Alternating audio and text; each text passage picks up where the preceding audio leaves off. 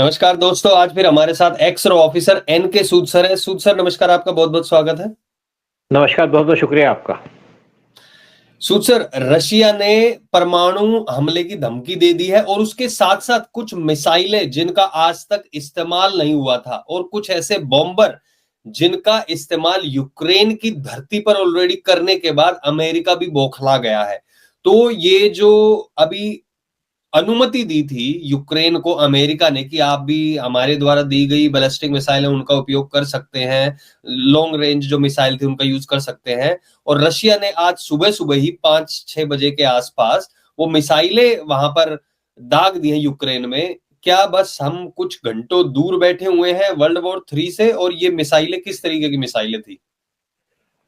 देखिए, पहले तो ऐसा है कि रशिया ने यूएस को वार्निंग दी थी कि अगर आप इनको लॉन्ग रेंज मिसाइल दोगे यूज करने के लिए तो हम न्यूक्लियर वार हो जाएगा, न्यूक्लियर अटैक कर देंगे।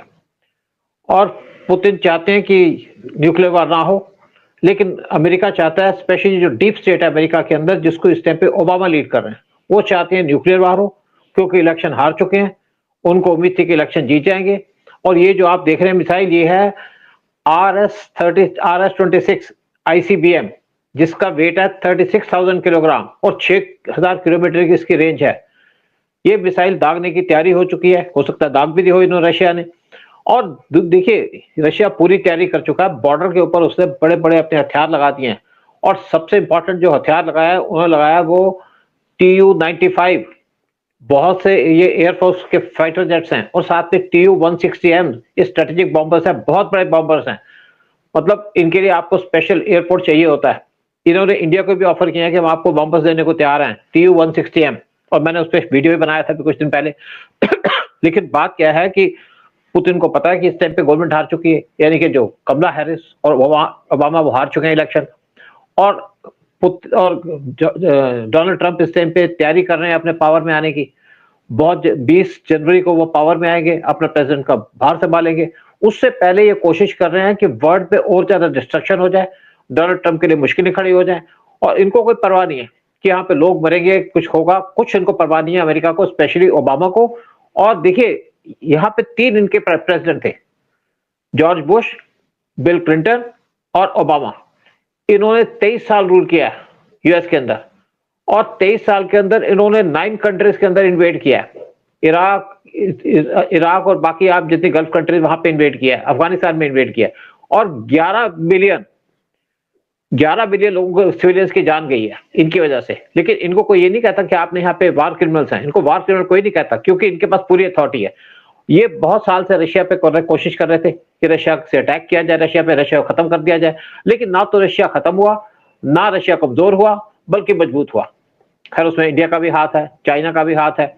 लेकिन दूसरी बात है कि जब 1960 के अंदर एक यहाँ पे चल रहा था, क्यूबा मिसाइल केस चला था, क्योंकि उस टाइम पे यूएस ने क्यूबा के अंदर, रशिया ने क्यूबा के अंदर अपनी मिसाइलें लगा दी थी, ICBM लगा दी थी, यानी कि जो न्यूक्लियर मिसाइल से इंस्टॉल कर दी थी। तो उस टाइम पे अमेरिका ने उनको चैलेंज किया था कि इस मिसाइल को हटा लो, नहीं तो यहाँ पे न्यूक्लियर वार हो जाएगा। ये काफी देर डिस्प्यूट चलता रहा। अल्टीमेटली रशिया ने उनको न्यूक्लियर मिसाइल वहां से हटाई, और तब वहां पे शांति आई। फिर ये भी कहा गया कि हम एक दूसरे पे अटैक नहीं करेंगे। लेकिन बताऊं कि 1990 में एक एग्रीमेंट साइन हुआ था रशिया और यूएस के बीच में।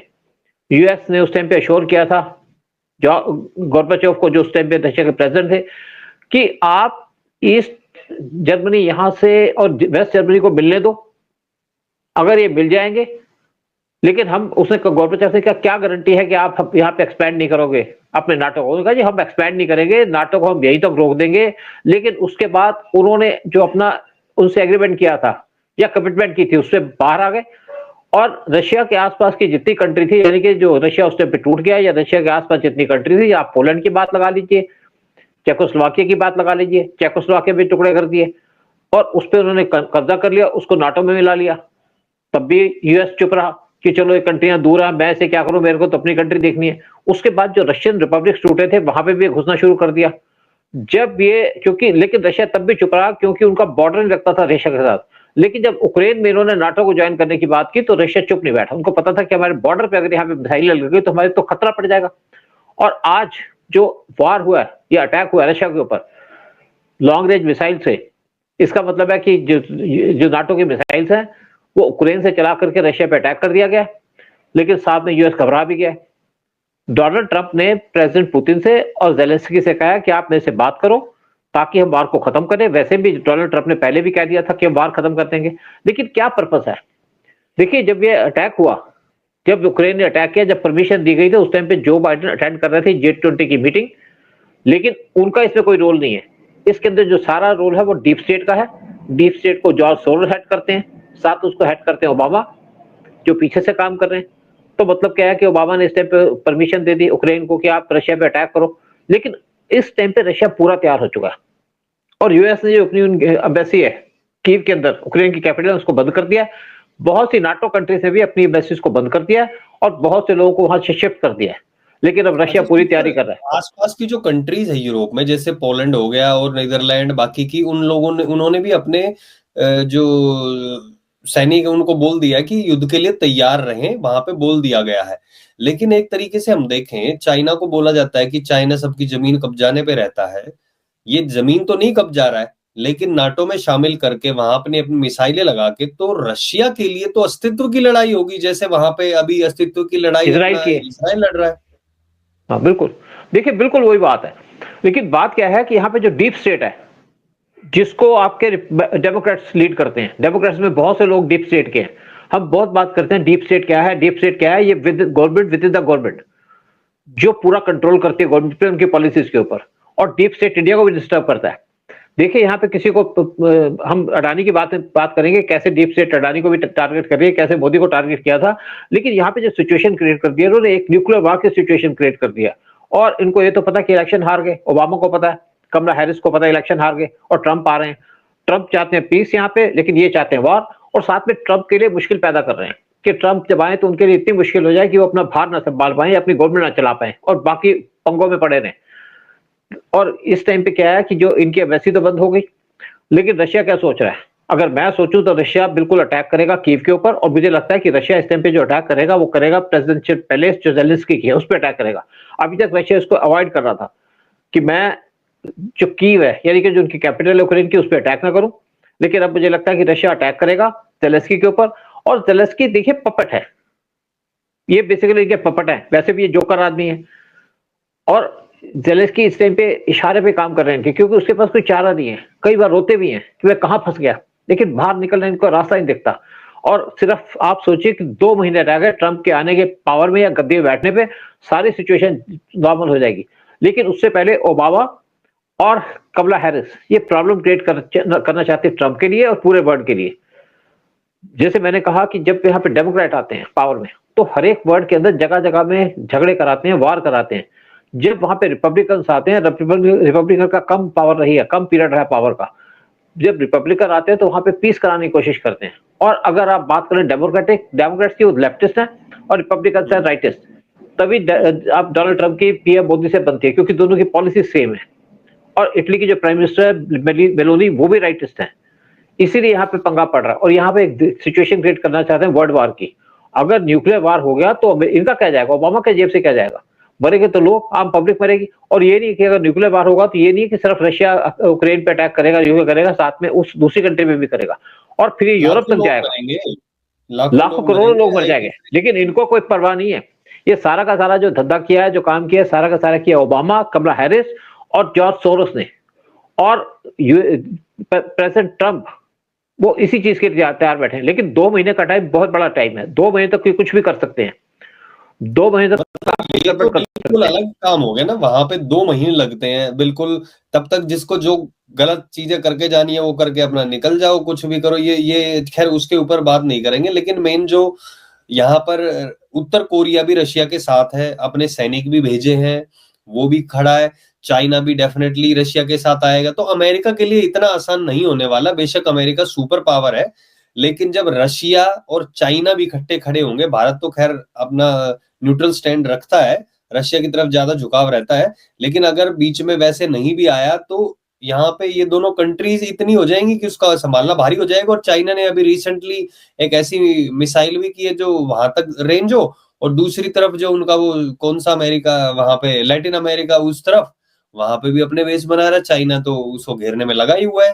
जो कर्ज दे लेकिन रहा है वो। बात बिल्कुल बिल्कुल ठीक बात है, लेकिन मेन बात आती है कि इससे इनको क्या फर्क पड़ता है, ओबामा को क्या फर्क पड़ता है? ओबामा तो इलेक्शन लूज कर चुके हैं, हाँ, ट्रंप आ रहे हैं, ट्रंप तो सारा कुछ ठीक कर देंगे, 2 महीने का टाइम है। ये बात पुतिन भी समझते हैं, और पुतिन बहुत जल्दी इंडिया आने वाले हैं। पुतिन प्लान कर रहे हैं इंडिया के अंदर आने की, डेट अभी फिक्स नहीं हुई, अनाउंस कर दिया है, हो सकता है दिसंबर के महीने में या इवन नवंबर के महीने में पुतिन इंडिया आ जाए, ताकि इंडिया इसमें मेडिएट करे। वो चाहते हैं इंडिया मेडिएट करे, जो यहाँ पे वॉर की लाइक सिचुएशन बन रही है। समझते सब है, समझते डोनाल्ड ट्रंप भी है, समझते ओबामा भी है, समझते पुतिन भी, और इंडिया भी समझते हैं, इवन जी जिनपिंग समझते कि सिचुएशन क्या है, कोई वार नहीं चाहता, सिर्फ ओबामा को छोड़ करके, क्योंकि वो हार चुके हैं इलेक्शन। हारते हारते वो देश को जितना नुकसान पहुंचाना चाहते हैं, वर्ल्ड को जितना नुकसान पहुंचाना चाहते हैं पहुंचा रहे हैं। उनको पता है कि जब यहाँ पे ट्रंप आ जाएंगे तो जो उनकी यहाँ पे रची हुई चालें हैं, जाल बना हुआ है, सारा ढल जाएगा, सारा खत्म हो जाएगा। लेकिन टाइम है, 2 महीने का टाइम बहुत ज्यादा टाइम है, क्योंकि इलेक्शन आप देखिए थोड़े दिन पहले हुए, 2 हफ्ते पहले इलेक्शन ट्रंप जीते हैं, लेकिन उसके बाद से इन्होंने काम करना शुरू कर दिया। कभी अडानी को टारगेट करते हैं, इंडिया को टारगेट कर रहे हैं। आप देखिए इंडिया के जो नॉर्थ ईस्ट है, मणिपुर के अंदर जो काम अभी अटैक करना शुरू कर दिया कुकीज ने, उसके पीछे भी इनका हाथ है। ये चाहते हैं इंडिया भी डिस्टर्ब रहे। मोदी को तो टारगेट कर ही रहे थे, लेकिन इनको पता है कि अब पावर में जाएंगे तो यहाँ पे मोदी ट्रंप बैठेंगे तो पूरा वर्ल्ड ठीक हो जाएगा, पूरी पावर सिचुएशन ठीक हो जाएगी। उसको खराब करना चाहते हैं, यानी कि ट्रंप के लिए ज्यादा मुश्किलें बढ़ाना चाहते हैं, वर्ल्ड ऑर्डर खराब करना चाहते हैं। इनको कोई लेना देना नहीं है। जैसे मैंने कहा कि यहाँ पे इन्होंने 11 मिलियन लोगों को मारा है, ओबामा ने, बिल क्लिंटन ने और जॉर्ज बुश ने, तो इनका यही काम है। लेकिन बात क्या है कि पूरा वर्ल्ड तो इस टाइम पे बैठ गया ना। आप देखिए पूरा वर्ल्ड इस टाइम पे एटम बम पे बैठा हुआ है। अगर एक भी मिसाइल लग गई गलत जगह पे, या रशिया ने कुछ भी काम कर दिया, क्योंकि रशिया के ऊपर और ज्यादा प्रेशर डालेंगे, इन्होंने वहां पे लैंड माइन्स दे दिए इनको, यूक्रेन को, कि आप जो लैंड माइन है उनको भी लगाइए वहां पे, और ज्यादा इक्विपमेंट दे रहे हैं। ये 2 महीने तो कुछ भी करते रहेंगे वहां पे जब तक ये पावर से नहीं हटेंगे। ये अपना बदला लेंगे, बदला लेना चाहते ट्रंप से, लेकिन ले रहे हैं इस टाइम पे रशिया से या इंडिया से बदला लेंगे। तो इसीलिए पूरे वर्ल्ड को भी तैयार करना पड़ेगा, पूरे वर्ल्ड को तैयार होना पड़ेगा, इनको क्रिटिसाइज करना पड़ेगा। देखते हैं इसके ऊपर ट्रंप क्या करते हैं। ट्रंप भी अपनी चाल तो चल रहे होंगे, ट्रंप कोशिश करेंगे किस तरीके से पुतिन से बात करके सोल्यूशन निकालें। और जैसे पुतिन आ रहे हैं इंडिया के अंदर, क्योंकि पुतिन समझते हैं सिचुएशन को कि ये सिचुएशन हमेशा रहने वाली नहीं है, ये सिचुएशन 1-2 महीने की है। इसीलिए पुतिन इस टाइम पे पीएम मोदी से बात करने आ रहे हैं। आपने देखा होगा G20 समिट में जब पीएम मोदी थे, तो पीएम मोदी सेंटर स्टेज में थे। और आपने देखा होगा कि जब आपके ये मुस्लिम कंट्रीज की मीटिंग हुई थी, इस्लामिक कंट्रीज की, सऊदी के अंदर, तो पाकिस्तान के जो प्राइम मिनिस्टर थे वो सबसे लास्ट रो में खड़े थे। तो पाकिस्तान अपने आपको न्यूक्लियर आर्म कंट्री कहता है, लेकिन जिस तरीके से पीएम मोदी की इस टाइम पे वर्ल्ड में रेपुटेशन है, जिस तरीके से उनकी पोजीशन है, पूरा वर्ल्ड उनको मानता है, उनकी बात सुनता है। और मुझे लगता है कि पीएम मोदी जरूर कुछ कोशिश करेंगे कि पुतिन से मिलकर के कि क्या सोल्यूशन हो सकता है इसका। और ये भी हो सकता है कि यूएस कोई अटैक भी कर सकता है, एक न्यूक्लियर अटैक कर सकता है रशिया के ऊपर, क्योंकि ओबामा का क्या जाता है, पावर तो चलेगी, कमला हैरिस की पावर चलेगी। अब इनको लगता है कि इनकी तो दुनिया लूटी गई है, बाकी दुनिया को बर्बाद कर दो। चाहते हैं ना ये। इससे पहले जब तक ट्रंप आए तो रशिया को बैकफुट पे करना चाहते हैं, ऐसी ऐसी चीजें, वो वहां पे रशिया के लोग भी मरे, और जैसे आपने कहा रशिया और भड़के, लॉन्ग रेंज मिसाइलों से कुछ ना कुछ नुकसान तो रशिया का होगा। और उस टाइम पे, ऐसे टाइम पे आए, फिर रशिया ये कहे कि नहीं भैया अब तो मैं नहीं रुकूंगा, अब तो इनको खत्म करके रहूंगा, मतलब जैसा आपने कहा उलझाने का, बिल्कुल ऐसा करना चाहते हैं। देखो रशिया के ऊपर 6 मिसाइल फेंकी उन्होंने, रशिया ने 6 मिसाइल न्यूट्रलाइज कर दी, लेकिन रशिया के ऊपर खतरा तो बना हुआ है ना। वो भी इस टाइम पूरी तैयारी कर रहा है। रशिया अभी तक जो यूज कर रहा है आर्म्स तो यूज कर रहा था जो मिडिल लेवल के आर्म्स हो या लो लेवल के, लेकिन रशिया ने अब लेटेस्ट आर्म निकाल लिए हैं, जैसे अपने मिसाइल निकाल लिए उन्होंने, जिस तरीके से उन्होंने बॉम्बर्स निकाल लिए हैं। और अगर आप बात करते हैं TU-160M बॉम्बर्स की, बहुत बड़े बॉम्बर्स हैं, मतलब इंडिया को देने, तो इंडिया से ने कहा उसको कि भाई अगर आपको ये बॉम्बर लेने तो आपको अपने जो एयरपोर्ट्स है उनको स्पेशली डेवलप करना पड़ेगा।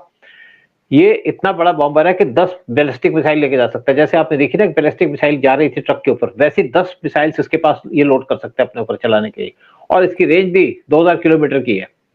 बहुत बड़ा बॉम्बर है। उसने रशिया ने इंडिया को ऑफर किया कि अगर तुम चाहते हो, तुम अपनी पॉलिसी चेंज करना चाहते हो, इसको रोक सकते हो, सहन कर सकते हो, अपने एयरपोर्ट के ऊपर रोक सकते हो, तो इसको अपने आप ले लो, तुम्हारी सारी की सारी प्रॉब्लम दूर हो जाएंगी। लेकिन इंडिया, चलो हम तो इंडिया की बात करेंगे, इंडिया इसको कैसे करता है, लेकिन मेन बात है कि इस टाइम पे यूएस की पूरी कोशिश है कि वर्ल्ड वॉर स्टार्ट हो जाए और थर्ड वर्ल्ड वॉर की पूरी तैयारी हो चुकी है एक हिसाब से ओबामा और कमला हैरिस के द्वारा। और ट्रंप क्या कोशिश करते हैं, उसको कैसे रोकने की कोशिश करते हैं, क्या ट्रंप को इनके ऊपर प्रेशर डाल पाएंगे। वैसे भी इनके जो कुछ रिपब्लिकन के कुछ एमपीज हैं या सेनेटर्स हैं, उन्होंने कहा है कि हम इसके खिलाफ, यानी कि जो बाइडेन के खिलाफ केस फाइल करेंगे, इनको प्रेसिडेंट की गद्दी से उतारेंगे। एक आर्टिकल 25 है जिसके अंदर प्रेसिडेंट को पावर से हटाया जा सकता है और उसको अप्लाई करेंगे। ट्रंप को ऐसे तो बैठे नहीं है, ट्रंप भी अपनी पूरी कोशिश करेंगे उसके ऊपर कि किस तरीके से वार रोका जाए, किस तरीके से डोनाल्ड ट्रंप कोशिश करेंगे ओबामा और जो बाइडेन को रोका जाए ताकि ये वार रुक जाए, क्योंकि इस टाइम पे वर्ल्ड के लिए बहुत ज्यादा खतरा बना हुआ है, कभी भी न्यूक्लियर वार स्टार्ट हो सकता है। पुतिन इस बात को समझते हैं, पुतिन इसलिए अपने आप को कंस्टेंट लेके बैठे हैं, लेकिन अल्टीमेटली कुछ तो करना पड़ेगा। और मुझे पूरी उम्मीद है कि पुतिन बहुत जल्दी कीव, यानी कि यूक्रेन की कैपिटल पे अटैक करेंगे, और यूएस को भी इस चीज का पता है, तभी उसने एम्बेसियां बंद कर दी, लोगों से कहा बाहर मत निकलो, और कहा है कि अपना राशन लेकर के बैठो एम्बेसी के अंदर और कुछ को तो बाहर निकाल के ले आए। इवन जो नाटो कंट्रीज हैं उन्होंने भी अपने लोगों को निकाल लिया, लेकिन जो पोलैंड और बाकी कंट्री जो नॉन न्यूक्लियर कंट्री हैं, उन्होंने तो तैयारी कर ली है वार की। तैयारी का कोई मतलब कर तो अचीव तो कर नहीं पाएंगे। रशिया ने अगर एक बार अटैक कर दिया पोलैंड या यूक्रेन के ऊपर, फुल स्केल वार कर दिया, ये तो संभाल नहीं पाएंगे अपने आप को। लेकिन तैयारी तो एक आदमी करता है, चूहा भी जब बिल्ली के सामने जाता है तो कोशिश तो करता है कि मैं लड़ूं, नहीं लड़ने को तो किसी बिल में घुस जाता है।